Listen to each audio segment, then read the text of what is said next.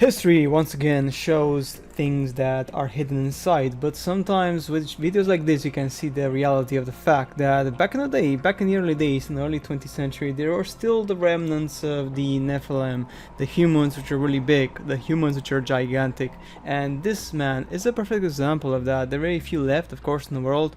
However, those genes were predominantly popular before the 18th century. And in this video we can see how that one of those, the last remnants of the giants, looked like compared to a normal human. Pretty crazy, isn't it? Now let's move to the dinosaurs of the 16th century. You're gonna be saying, well, what the hell are you talking about? How can there be dinosaurs in the 16th century? Well, let's talk about the painting of the Suicide of Paul by the painter Peter Bruegel, which was painted in 1562.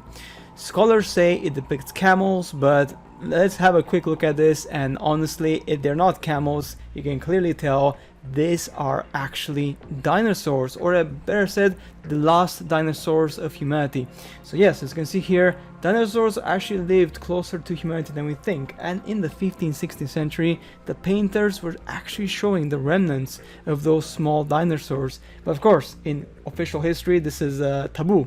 However, we know that from paintings, this is actually not the case, and these painters painted them on in the 16th century because they knew that that was actually the reality of the time.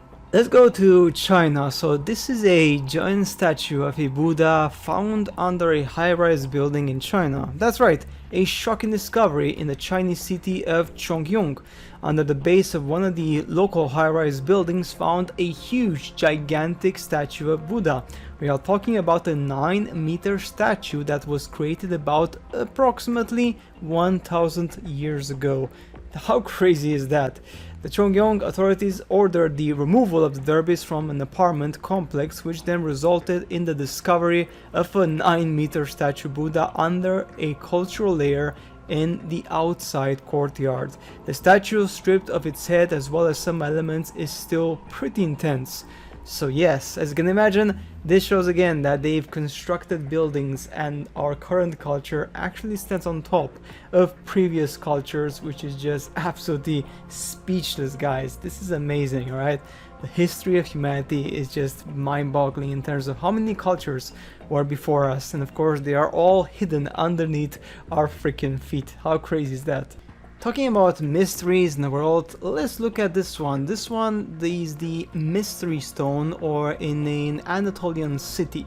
In the northern Turkey, the ancient town of Hattusa, the capital of the Hittite kingdom, is located on the UNESCO World Heritage List.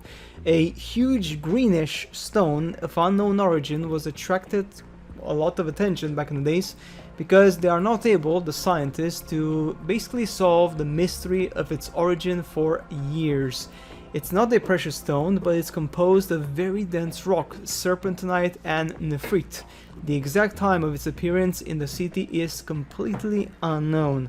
So someone just brought this massive chunk of stone there with different materials which are not even present in the region, dropped it there. It's very heavy, as you can imagine, a couple of tons, and people have no idea what was the purpose of this unique and just strange stone which just does not resemble anything in the area. Let's look at a map from the Japanese tomb of Kitora, which depicts 68 constellations. This map in Japan was made in the 1st century BC. The human eye is unable to see some of these constellations depicted without any additional specialized equipment. But telescopes and basic optical telescopes, did not exist at that time. So how is this even possible for a map like this to be drawn, alright, in the 1st century, alright? We're talking literally, like, this is just insanity, like almost 2000 years ago, done by some people who were actually able to see, analyze, and pinpoint 68 constellations in the sky without any equipment. Obviously, the answer to this is quite obvious. Either they had the help of someone who had the equipment and give it to them, or lend it to them, or in history, in the past, 2000 years ago, Japanese culture was completely different, and the technology they had was also completely different, and that technology completely disappeared in time. Who or what happened, of course, we don't know, but this, guys, is just absolutely mind-boggling. And that's it for this short video, guys, on more mysteries of the world. As always, I shall see you guys later in the next upload. Bye.